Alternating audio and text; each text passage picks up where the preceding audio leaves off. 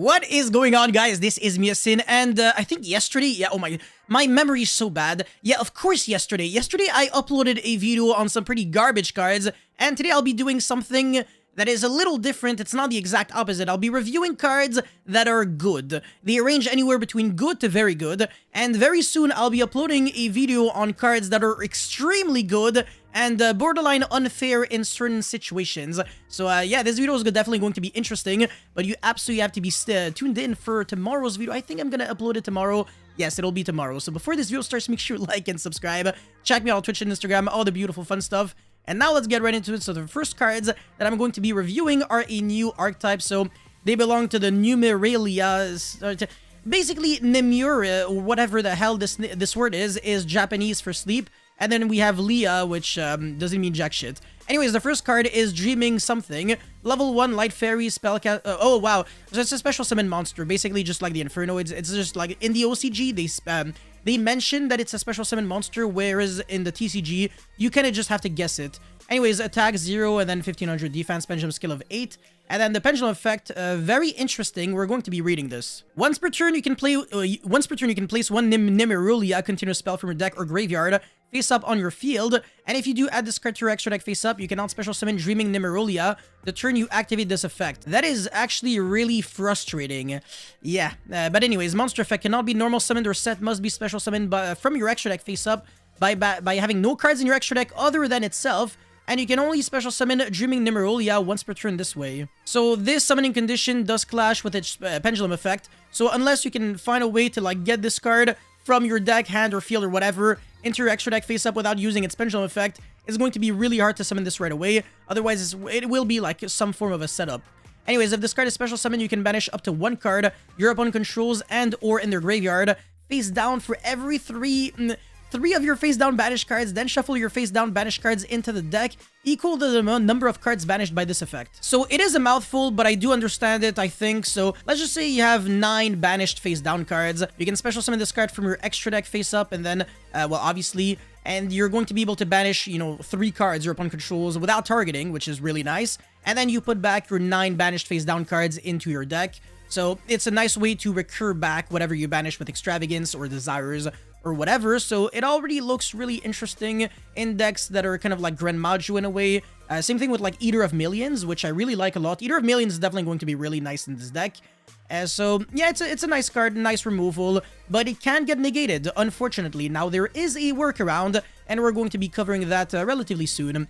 Now the next monster is Nimerulia Dream Defender Oreiller. Finally, a word that I can pronounce because this means, I think, pillow. Yes, and then level 10 light beat. Well, obviously, I think. Why did I say I think? Anyways, 25 and then 2k. You can only special summon with the first effect of this card's demons per turn, and you can only use the second effect of this card's demons per turn. If you have a face-up pendulum monster in your extra deck, you can special summon this card from your hand for free. It's an inherent summon, doesn't activate.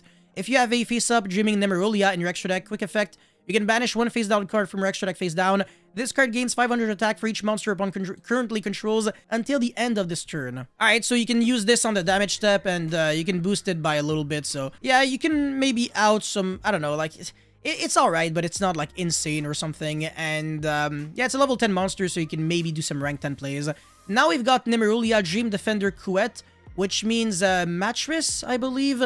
So, yeah, you can only special summon with the first effect of this card's demons per turn. You can only use the second effect of this card's demons per turn. Exactly the same thing as the first one. And then, yeah, the summoning condition is also the same, and the second effect is where it differs. When your opponent activates a card effect that targets a Nimerulia card you control, and you have a face-up Dreaming Nimerulia in your extra deck, quick effect, you can banish one face-down card from extra deck face down, negate the activation, but you don't destroy. Alright, so it doesn't suck, but it would have been nice if you didn't really have to control, like, well, you didn't have to have Dreaming Nimerulia in your extra deck, because that way you can, like, summon the Dreaming Nimerulia, and then your opponent tries to, like, Veiler, and then you go, like, negate, so it would be nice, but by the time you can summon the Dreaming Nimerulia when you have this on the field, you might not have another one, which means that this effect would be dead. So I'm a little, I'm not a really big fan of these like second effects. They don't suck because again, they can summon themselves basically for free, and they're easy to search thanks to this beautiful card. Now the artworks of these cards are absolutely gorgeous. So the Sleeping Beauty Tower of Nimerulia continuous spell. So this is the card that you're going to be fetching with the pendulum skill effect of the Dreaming Nimerulia. This card reads, you can only use the first effect of this card's name per turn, which means that the second effect is infinite times per turn. You can banish 2 face-down cards from your extra deck face down, add 2 level 10 beast monsters with different names from your deck to your hand. I don't think there are a lot of like generic options for that, but you can search these 2 monsters, which is not too bad. And again, you're going to be able to summon them right away because this is kind of like a 1-card combo that allows you to summon like 2 monsters with, you know, which is already like 4,500 attack, well, 4,500 worth of damage. But yeah, you can now special summon monsters from the extra deck during the turn you activate this effect, except pendulum monsters. And ironically, this deck is not really like a pendulum deck. It only really plays 1 pendulum monster, so it's kind of jokes, but whatever. If a Nimerulia monster you control will be destroyed by battle by card effect, and you have a face-up Dreaming Nimerulia on your extra deck, you can banish 1 face-down card from your extra deck face-down instead. It's alright, so it doesn't suck, but yeah, it's fantastic. I mean, the first effect is like good enough, so I'm not gonna complain too much. And now we've got Sweet Dreams Nimerulia. You can only activate 1 card with this card's name once per turn. Add 1 Nimerulia monster from your deck to your hand. Alright, so that's already good enough. I can, you know, I'll take that. Then if you have a face-up Dreaming Nimerulia in your extra deck, your opponent cannot activate cards or effects when a Nimerulia monster is normal or special summoned for the rest of the turn. And you can place this card from your graveyard on the bottom of the deck. Then target 1 Dreaming Nimerulia you control, add it to your extra deck face up. That's also really nice. I guess you can like keep looping the effect of Dreaming Nimerulia to like keep banishing cards your opponent controls over and over and over again. And because of the fact that it also does not target, this card is like inherently good removal. So I'll take that. It's not like a super insane card, but you know, it doesn't suck too much, so it's really not like the end. I'm not gonna, like I said, this card could be better, but because of the fact that you have to have no other cards in your extra deck outside of it to summon it, it's just like so much of a weird setup because it's only really broken if you play like 0 cards in your extra deck, but then all these other secondary effects will be like completely dead. So that's what I really don't like about this archetype. It just like the cards contradict each other. But anyways, enough for this you know, archetype. Let's get into some more single cards. So now we got Beat Trooper Cruel Saturn, level 5 Dark Insect Fusion. Oh my god, you know what that means? Instant fusion. Fusion materials 1 Beat Trooper monster and an insect. You can only use each effect among the first and third effect of this card's demons per turn. If this card is special summon, you can add 1 Beat Trooper card from your deck to your hand. That's already good, because again, Instant Fusion is a 1 card, summons this, and then you search any Beat Trooper card, so Monster, Spell, or Trap. Wow. You can now special summon monsters except insects. I think I don't really care too much. If an insect monster becomes banished face up, you can target one of your banished Beat Trooper monster, special summon it. Again, remarkably good card. And if you can summon this with Instant Fusion, it's an unfair card. So just because of the fact that Instant Fusion exists, this card is like a 9.5 out of 10 for me. Very good. And speaking of good cards, again, another really nice one. Despian Lulu Walilith. What the? Lulu Walilith. Okay, yeah. I mean, this pronunciation is better. Bewitching Knight of the Sudden Saint. Eldritch Knight of the Crimson Holy. Yeah, anyways, Light Spellcaster, level 12, 25, 25. 1 level 4 tuner and 1 plus non-tuner monsters. You can only use the second effect of this card's name once per turn. Once per turn, if a card or cards leaves either extra deck, oh wow, you can make all face-up monsters you currently control gain 500. Then you can negate the effect of 1 face-up card on the field until the end of the turn. It's an if effect and not a when effect. So if you go like Mirror Jade and then send something you can't negate right away. So that's what I don't really like too much. It would have been better if it was a when effect. It would allow you to like negate like Dark Ruler, for example. Well, not really, but kind of indirectly if you have like another spell or trap. So it's not bad, but it's not great. It's a little reactive, a little slow. So that's what I'm not a really big fan of. But the second effect is really nice. During the end phase, if this card is in your grave because it was sent this turn, you can special summon 1 Light Spellcaster monster from your hand or deck whose attack equal its own defense. You can summon both Ecclesias, so the Dragma Ecclesia, as well as the Sword Soul Ecclesia, and both cards are like pretty nice. You can summon Fallen of Albaz on your opponent's turn, or you can search like Fleur de Lis and stuff like that. So because of the fact that you can send this with a Nadir Servant or a Dogmatica Punishment, it's already good like as it is. Oh, and apparently Lulu Wow is the first daughter of Adam and Eve, and it's actually really sad that I didn't know that. Yeah, but anyways, more cards. Time Rendering Morganite. Very interesting card. Absolutely. Normal spell card for the rest of this duel. Apply each of these effects. Oh my god, we rarely see cards with this kind of condition. Obviously, we have Sekka's Light, which is for the rest of the duel.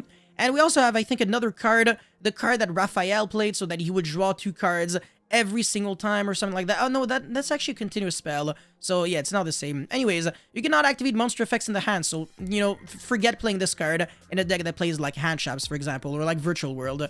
And then you draw 2 cards each time you conduct your normal draw. Well, speaking of Raphael's card. And then you can normal summon or set up to twice per turn. So this is already very nice in Flunderies, and then this is the kind of thing that we really want to see in like Control and slower decks, like maybe mid-range, but I don't think so because, you know, you can't really play like Hand Traps very well. You can still play Imperm, of course, but not like your typical other Hand Traps. And finally, you can banish this card from the grave, then discard 1 copy of itself, and then each time you normal summon a monster this turn, your opponent cannot activate monster effects. So this is also really nice if you have, you know, if you have like 2 copies and you have like Robina and Eaglin or whatever, you can basically like full combo, quote-unquote, through your opponent's monster negates. So your opponent can have like Ash Veiler, it really doesn't matter. And I really think this is interesting. It makes it so that drawing multiples is not the end of the world, but it is a neg1 the very first time you use it, unless you you can actually abuse the double summon effect, and then you get like your return on investment very, very fast. So that every single turn you draw 2 cards, which is absolutely filthy. So this card in a slow deck is broken, but in a fast deck like a combo deck is pretty bad. So yeah, but whatever, it's still a really nice card. And then we've got another card, Infinitrack Road Roller. So obviously it's an Earth Machine, level 5, you already know it. And then 21/21, which means that it can be revived by Cyber Dragon next turn. You can only use the first effect of this card once per turn. If an Earth Machine monster, is tributed or banished face up, that's actually really interesting. So you can use their graveyard effect and then like trigger that. You can special summon this card from the grave. If this card, or hand. I don't really want to read these kind of. It's so obvious, but yeah. So that's already very nice. I'll take that any day of the week. And this is not really like necessary. So an Xyz monster whose original type is Machine that has this card as material gains this effect. All face-up monsters your opponent controls are changed to defense. Also, they lose 1,000 defense. That's also not too bad. It's kind of like a Baguska, but a bad Baguska because it doesn't negate. But either way, I think it's still a respectable effect. And I think this card could definitely see play in Infinitracks, but maybe not as a 3-of, because at the end of the day, the first effect is still a once per turn, and all it really does is just revive itself back for free. The second effect is not really something that makes you win advantage, but again, it doesn't suck. Now we've got a Libromancer card. Continuous spell, you can only activate 1 card with this card's name once per turn, and you can also only use the third effect once per turn. When this card resolves, you can set 1 Libromancer spell trap directly from your deck, except Origin, so that's really cool because you can get the field spell, which searches you a monster, and the monster searches like spells and traps, so it's just another consistency card. I'll take it. And then Libromancer ritual monsters you control gain attack equal to their own level multiplied by 100. That's not great, but it doesn't suck. I'll still take it. And if a ritual monster or monsters is ritual summoned to your field, you can target 1 spell or trap your opponent controls, destroy it. So the funny thing is, this actually would have been like really insane if we still had, you know, Mystic Mine. It would be like a searchable out to Mystic Mine. But now that the card is no longer something that we really have to be afraid of, it's still good because it can out like other kind of floodgates, and it's another utility card and a starter, so there's really nothing bad about this card. I think it's a great card for a deck that definitely has some nice potential, so I will take that again any day of the week. And there is a final card that I want to cover today, a card that has been announced very recently, and some people think it's unfair, but I don't know if I really agree with that. Superheavy Samurai Constable, Earth Machine, effect level 4, and this is interesting. It has 500 attack and 1500 defense, but don't go thinking that Machine Dupe is worth playing with this card. You can only use the first and second effect of this card's name once per turn. If this card is normal or special summoned, you can add 1 face-up Machine Pendulum monster from your extra deck to your hand. Would have been really unfair if you could actually search from your deck to your hand. Extra deck to your hand is ironically really bad because the level 4 actually already recycles itself back from the extra deck to the skill whenever you use it as a synchro material. So this is kind of like redundant and not really worth it. And you don't really want to use your normal summon on this card. It's pretty bad because there are a lot of other normal summons in the Super Heavy Samurai deck that are just much better. There is a Wagon, which searches you any Super Heavy Samurai monster from your deck to your hand. So why would you play a worse card, right? Anyways, if you have no spells and traps in your grave, you can tribute this card, special summon 1 Earth Machine monster with 1500 or less attack from your hand or grave, except itself. So obviously, because of the fact that you can't use this if you have any spells and traps in your grave, it is locked for Super Heavy Samurai only. And I don't think it's a good effect either, because all you really do is that you commit a monster to get a monster back. Why would you do that and go through like extra useless steps when you can just like summon the monster that you wanted to summon with this card? Well, that you wanted to summon with this card in the first place. So this is very redundant, very useless. And same thing with the first effect.